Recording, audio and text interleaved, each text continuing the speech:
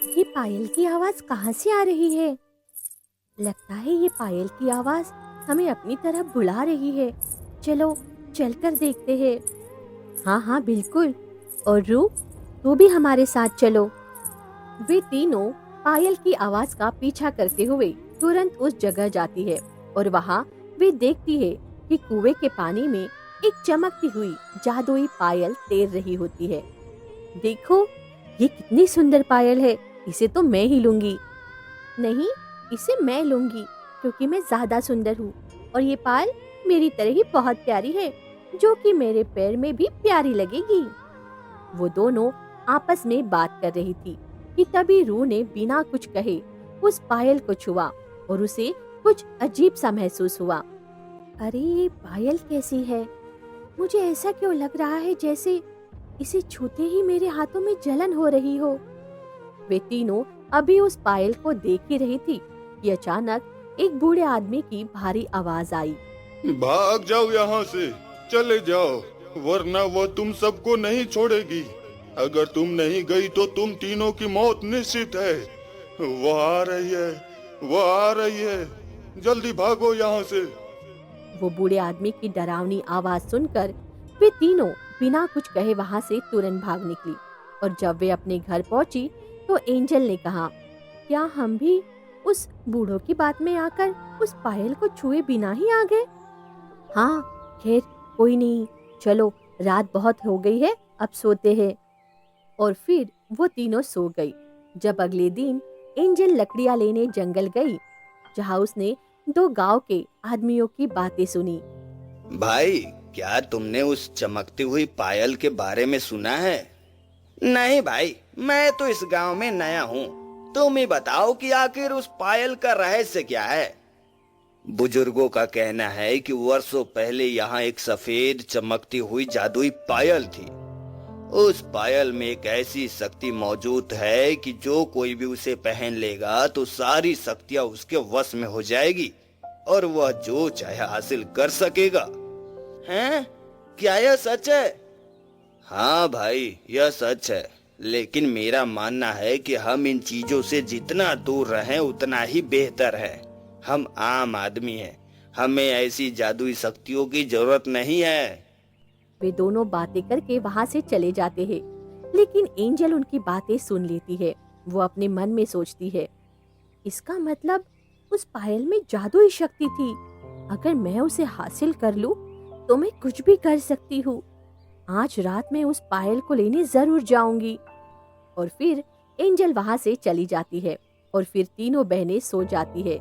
जब रात के समय सब सो रहे होते हैं, तभी अचानक एंजल को वही छन छन की आवाज सुनाई देती है। ये छन छन की आवाज, ये तो उसी पायल की है। हाँ, मुझे वो पायल चाहिए। इससे पहले कि मेरी दोनों बहनें उसे ले ले, मैं उसे हासिल कर लूंगी और फिर जो चाहे वो मैं करूंगी। एंजल शक्ति को हासिल करने की लालच में उस पायल की आवाज का पीछा करते हुए कुएं के पास जाती है।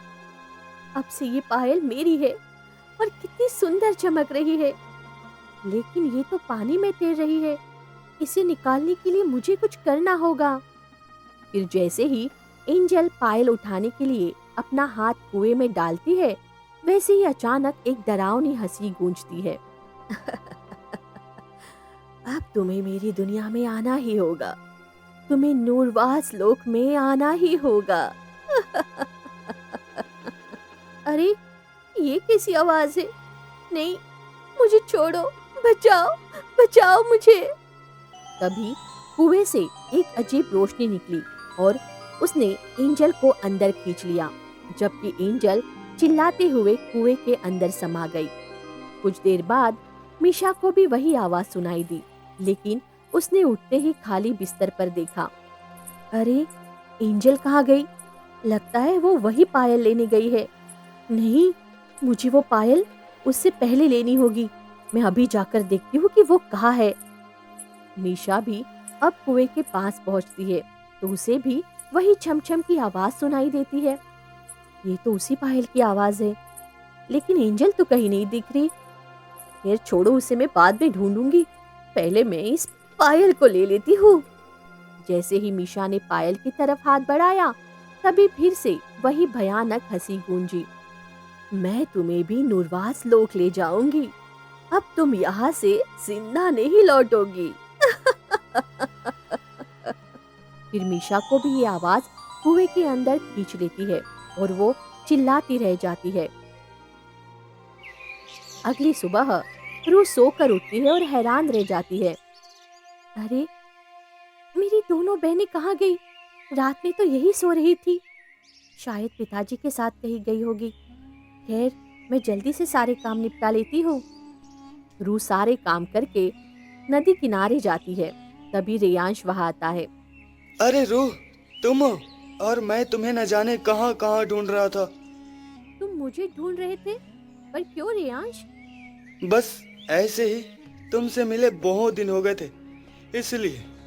खैर, तुम यहाँ अकेली क्यों हो? तुम्हारी बहनें कहाँ हैं? पता नहीं, शायद सुबह सुबह कहीं गई है।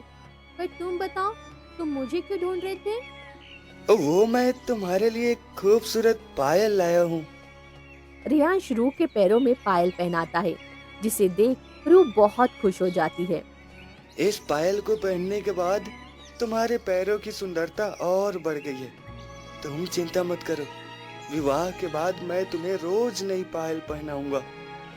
और फिर इसी तरह प्रेम भरी बातें करके रूह अपने घर जाती है। तभी उसके पिता घर आते हैं। पिताजी, आप आ गए? पर आप अकेले क्यों हैं? दीदी लोग कहाँ हैं? बेटी, मैं तो काम से अकेला ही आ रहा हूँ। एजल और मीसा मेरे साथ नहीं थी। पर पिताजी, वे तो सुबह से घर पर नहीं है, इसीलिए मुझे लगा वो आपके साथ होगी। नहीं बेटी, मेरे साथ वह दोनों नहीं है। खैर चलो, हम दोनों मिलकर उन्हें ढूंढते हैं। रूह और राघव उन्हें ढूंढने निकलते हैं। तभी अचानक रूह को उसी कुएं के पास से पायल की आवाज सुनाई देती है और फिर वो देखती है कि वो जादुई पायल पानी में तैर रही है। अरे, ये तो वही पायल है। इसे फिर से छू कर देखती हूँ। रूह उस पायल को जैसे ही छूती है, अचानक मौसम बदल जाता है और वो एक दूसरी दुनिया में पहुंच जाती है, जहाँ आसमान टूटे हुए तारों से भरा होता है और जमीन आईने की तरह चमक रही होती है। और सामने ही शीशे के उस पार उसकी दोनों बहनें कैद में रोती रहती है। छोड़ दो, हमें छोड़ दो। हाँ हाँ, हमें जाने दो, हमें जाने दो। मैं जो पूछूंगी, क्या तुम उसका सच सच जवाब दोगी? हाँ, हम सच कहेंगे, लेकिन हमें छोड़ दो। ठीक है, बताओ, क्या तुम दोनों के मन में इस पायल के लिए लालच आया था? हाँ या ना? रहस्यमयी आवाज को सुनकर एंजल और मीशा एक दूसरे को देखती है और फिर एक साथ कहती है, नहीं नहीं, हम दोनों को कोई लालच नहीं था। हम तो बस इसकी सुंदरता देखना चाहती थी कि ये हमारे पैरों में कैसी लगती है। झूठ, सफेद झूठ। तुम यहाँ केवल लालच की वजह से आई थी और सजा के तौर पर अब तुम दोनों पत्थर की मूरत बन जाओगी। ये कहते ही वो रहस्यमय आवाज उन दोनों को पत्थर का बना देती है, जबकि रूह आईने के उस पार खड़ी रोते हुए देखती है। मेरी दोनों बहनें पत्थर के बन गई हैं। आखिर ये कौन सी दुनिया है और ये सब क्या हो रहा है? तभी रूह के सामने एक अजीबोगरीब और डरावनी सूरत वाली औरत प्रकट होती है, जिसका आधा चेहरा एक खूबसूरत रानी जैसा होता है और आधा चेहरा जली हुई आत्मा जैसा खौफनाक। कौन हो तुम? ये सब क्या है और ये कौन सी जगह है? ये नूरवास लोक है और मैं तुम तीनों को यहाँ इसलिए लाई हूँ ताकि तुम्हारी खुशियाँ और तुम्हारी जिंदगी बर्बाद कर सकूं, बिल्कुल वैसे ही जैसे तुम्हारे पिता ने मेरे साथ किया था। और अब मैं अपना बदला लेने आई हूँ। बदला? कैसा बदला? आखिर पिताजी ने तुम्हारे साथ क्या किया? मुझे सिर्फ अपना बदला चाहिए, लेकिन अगर तुम चाहो तो तुम यहाँ से भाग सकती हो। नूरजा की बात सुनकर रूह पहले तो इधर उधर देखती है और फिर अपने पत्थर बनी बहनों को देखकर सोचती है, मेरी दोनों बहनें तो पत्थर बन चुकी है, क्या पता ये आत्मा सच में मुझे यहाँ से जाने दे, पर मैं उन्हें छोड़कर कैसे जा सकती हूँ? क्या हुआ? क्या सोच रही हो? अगर तुम ज्यादा सोचोगी तो तुम भी पत्थर बन जाओगी। अगर तुम यहाँ से निकलना चाहती हो तो तुम्हें वही करना होगा जो मैं कहूंगी। ठीक है, बताओ मुझे क्या करना होगा। मुझे बस यहाँ से निकलना है। मैं इस भयानक जगह पर नहीं रह सकती। ये पत्थर की मूर्तें भले ही बोल नहीं सकती, लेकिन ये तुमसे मदद की गुहार लगा रही है। तुम्हें इनसे यही वादा करना होगा कि तुम इनकी मदद करोगी, लेकिन असल में तुम्हें इन्हें धोखा देना होगा। और अगर तुमने इन्हें धोखा दे दिया तो मैं तुम्हें आजाद कर दूंगी और तुम अपनी दुनिया में वापस जा सकोगी। नूरजा की शर्त सुनकर रूह पहले अपनी बहनों की ओर देखती है और फिर भारी मन से कहती है, ठीक है, मैं तैयार हूँ। यहाँ से निकलने के लिए मैं अपनी बहनों को धोखा देने के लिए तैयार हूँ। तो ठीक है, अब से तुम्हारी परीक्षा शुरू होती है। ये कहकर नूरजा गायब हो जाती है और शीशे की दीवार टूट जाती है। फिर रूह अपनी पत्थर बनी बहनों के पास जाती है और तभी उन मूर्तियों से आवाज आती है, रूह, हमें बचाओ, हमें यहाँ से निकालो रूह। दीदी, आप दोनों चिंता मत कीजिए, मैं आ गई हूँ। मैं आपको बचाने के लिए कुछ भी करूँगी, पर मैं आपको आजाद कैसे करूँ? रूह, तुम्हें हमारी इस जादुई पायल को खुद पहनना होगा। जो पायल तुमने अभी पहनी है उसे उतारकर हमें पहनाना होगा। रूह उस पायल को देखती है और उसे उतारने लगती है, लेकिन तभी उसे एहसास होता है कि वो अपनी बहनों को धोखा नहीं दे सकती। फिर वो अचानक अपने मन को बदलते हुए बोली, नहीं, मैं अपनी दीदी को धोखा नहीं दे सकती। सुन लो नूरजा, मैं अपनी बहन को कभी धोखा नहीं दूंगी, चाहे मेरी जान ही क्यों ना चली जाए। तभी नूरजा गुस्से में वहां प्रकट हुई, दुष्ट लड़की, मैंने तुमसे कहा था इन्हें धोखा देने को, पर तुमने अपनी बहनों को बचाने के लिए मुझे ही धोखा दे दिया। अब मैं तुम्हें नहीं छोड़ूंगी, अब तुम्हें इसकी सजा मिलेगी। नूरजा रूह को एक अंधेरी कोठरी में कैद कर देती है और सजा के तौर पर वहां रेयांश को ले आती है। तेरी सजा तू नहीं, बल्कि तेरा ये प्रेमी भुगतेगा। मैं इसे तेरे सामने यही कैद करके मार डालूंगी। नहीं, तुम ऐसा नहीं कर सकती, रेयांश को छोड़ दो। दूसरी तरफ वो दोनों बहनें उस जादुई पायल के संपर्क में आकर पत्थर से आजाद हो जाती है। हम आजाद हो गए, हम तो पत्थर बन गए थे ना। हाँ, हम आजाद हो गए हैं।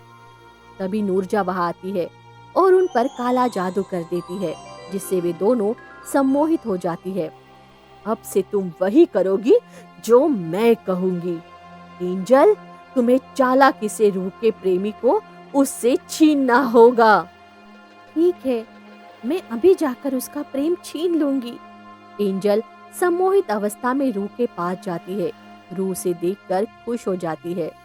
दीदी, आप आ गई, अच्छा हुआ मैंने आपको आजाद कर दिया, लेकिन अब हमें यहाँ से भागना होगा, वरना नूरजा हमें मार डालेगी। मैं तुम्हें बचाने नहीं आई, बल्कि अब मैं रेयान से विवाह करूंगी। दीदी, ये आप क्या कह रही है? मैं रेयान से प्रेम करती हूँ और वो मुझसे। अगर वो मेरा नहीं हुआ तो मैं उसे किसी का नहीं होने दूंगी।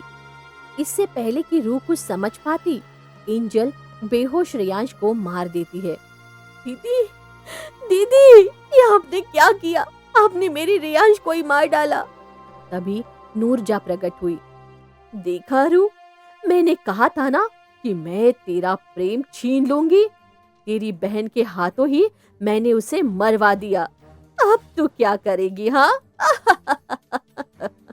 रूह बेबस होकर फूट फूट कर रोने लगती है। तुम आखिर हो कौन? हमारे साथ ऐसा क्यों कर रही हो? ये सवाल तुम्हें अपने पिता से पूछना चाहिए था। खैर, अगर तुम सच जानना चाहती हो तो देखो ये दृश्य। हे सुंदरी, आप कौन हैं? और यहाँ इस जंगल में क्या कर रही हैं?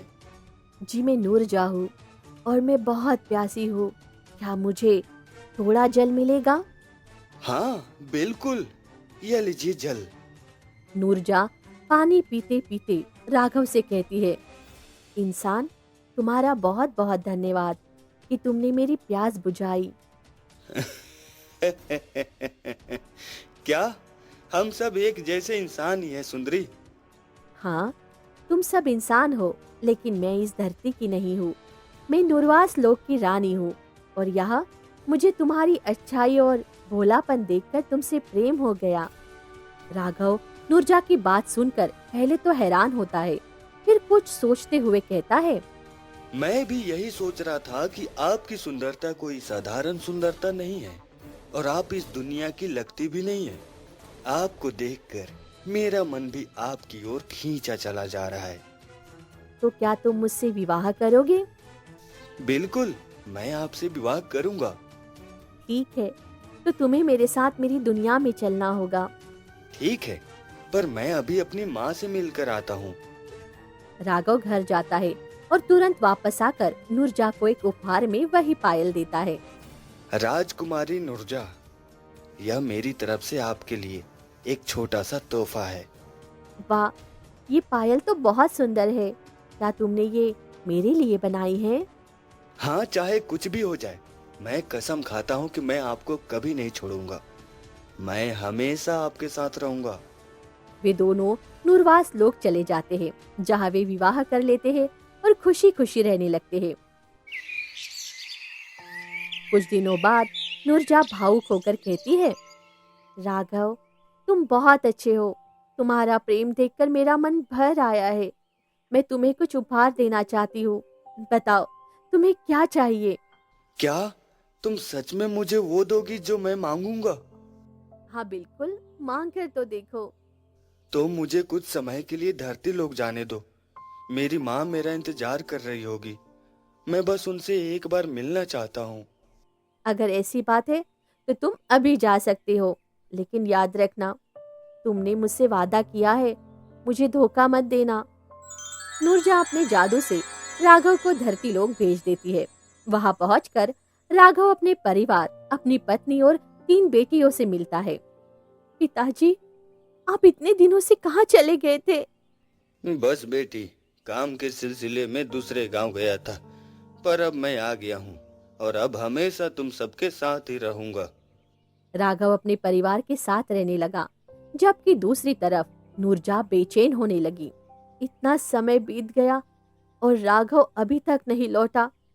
कहीं वो किसी मुसीबत में तो नहीं? मुझे खुद धरती लोक जाकर देखना होगा। नूरजा धरती लोक पहुंचती है और देखती है कि राघव अपनी पत्नी और बेटियों के साथ बहुत खुश है। ये देखकर वो दंग रह जाती है। राघव, ये सब कौन है और तुम इनके साथ क्या कर रहे हो? तुम तो सिर्फ अपनी माँ से मिलने आए थे। राघव नूरजा को देखकर डर जाता है और घबराते हुए कहता है, अरे तुम यहाँ? ये तो बस मेरे दूर के रिश्तेदार हैं। तुम चलो, मैं तुम्हारे साथ चल रहा हूँ। तुम मुझे इनसे मिलवा क्यों नहीं रहे? नहीं नहीं, तुम बस मेरे साथ जंगल की तरफ चलो। राघव अपना राज खुलने के डर से नूरजा को जंगल के उस पुराने कुएं के पास ले जाता है और उसे अचानक धक्का दे देता है। नूरजा कुएं में गिरकर दम तोड़ देती है। शुक्र है कि मैंने इसे मार दिया, वरना मेरा राज खुल जाता और मैं कहीं का नहीं रहता। राघव वहां से चला जाता है, लेकिन नूरजा की आत्मा उस पायल के अंदर समा जाती है। अचानक कुएं से एक भयानक आवाज गूंजती है, राघव, तेरी बेटियां कभी अपना घर नहीं बसा पाएगी। मौत उनका इंतजार करेगी। ये नूरजा का श्राप है। जिस तरह तूने मुझे धोखा दिया, वैसे ही ये नूरवास लोक तेरी बेटियों का इंतजार करेगा और मेरी आत्मा तुझसे अपना बदला लेकर ही शांत होगी। रूह फूट फूट कर रो रही होती है। इसका मतलब मेरे पिताजी ने आपको धोखा दिया। हाँ, तेरे पिता ने मुझे धोखा दिया। अगर मुझे सच बता देता तो मैं उसे छोड़कर अपनी दुनिया में हमेशा के लिए वापस चली जाती। लेकिन उसने मुझे न केवल धोखा दिया, बल्कि मेरी जान भी ले ली। अब मैं अपना बदला पूरा करूंगी। पहला बदला मैंने तेरी प्रेमी को मार कर ले लिया है। अब अगला नंबर तेरी बहनों का है। नूरजा अपनी शक्ति से निशा को अपने पास खींचती है और उसे अपनी जान देने का आदेश देती है। नहीं नूरजा, रुक जाओ। मैं मानती हूँ कि पिताजी ने तुम्हारे साथ बहुत गलत किया, मगर तुम ऐसा मत करो। मेरी बहनें मासूम हैं, उन्हें छोड़ दो। मासूम तो मैं भी थी, लेकिन तेरे पिता ने मुझ पर दया नहीं की। अब मैं उसे भी इस नूरवास लोक में खींच लाऊंगी, ताकि उसे पता चले कि मेरा प्रतिशोध कितना भयानक है। तभी नूरजा अपने जादू से राघव को भी नूरवास लोक में ले आती है और राघव अपने सामने नूरजा को देखकर दंग रह जाता है। भूल गए राघव, ये धरती लोक नहीं, नूरवास लोक है। वही जगह जहां हमने समय बिताया था और जहां तुमने मुझे धोखा दिया था। अब मैं अपना श्राप पूरा करने आई हूँ। नूरजा, मेरी बेटियों ने कुछ नहीं किया है, उन्हें छोड़ दो। बहुत देर हो चुकी है राघव, मैंने तुम्हारी एक बेटी का प्रेम पहले ही छीन लिया है। अब इन दोनों की बारी है। तभी रूह हिम्मत जुटाकर बीच में खड़ी हो जाती है। जब तक मैं जिंदा हूँ, मैं अपनी बहनों को कुछ नहीं होने दूंगी। तुमने रेयांश को मार दिया, मैं उसे नहीं बचा पाई, लेकिन अपनी बहनों के लिए मैं अपनी जान दे दूंगी। अच्छा, तो तू मुझे रोकेगी? अभी बताती हूँ। नूरजहां अपनी आंखों से विनाशकारी रोशनी निकालती है और रूह पर वार करती है। रूह वही दम तोड़ देती है और देखते ही देखते राघव की आंखों के सामने नूरजा उसकी बाकी दोनों बेटियों को भी मार डालती है। नूरजा, तुमने यह क्या किया? मेरी मासूम बेटियों को क्यों मारा? वे तो निर्दोष थी, तुमने उनके साथ अच्छा नहीं किया। बेटियों की मौत के साथ ही नूरजा का प्रतिशोध पूरा होता है और उसकी आत्मा मुक्त होने लगती है। राघव, आज मैं मुक्त हो रही हूँ, लेकिन मेरा श्राप है कि तुम अपनी बेटियों की मौत पर ताउम्र ऐसे ही तड़पोगे। उनकी आत्माएं तुम्हें कभी माफ नहीं करेगी। नूरजा की आत्मा विलीन हो जाती है और नूरवास लोक धीरे धीरे ओझल होने लगता है और राघव वापस धरती लोक के उसी गांव में पहुंच जाता है, लेकिन अकेला और टूटा हुआ। मुझे इस बात का दुख हमेशा रहेगा कि मेरी वजह से मेरी मासूम बेटियों की जान गई, और यह पछतावा मुझे रोज तड़पाएगा। राघव उस गांव को हमेशा के लिए छोड़कर चला जाता है, लेकिन उसी रात उस पुराने कुएं के पास उस जादुई पायल का एक टूटा हुआ टुकड़ा फिर से चमकने लगता है। तभी एक अनजान लड़की उस चमक की ओर खींची चली आती है।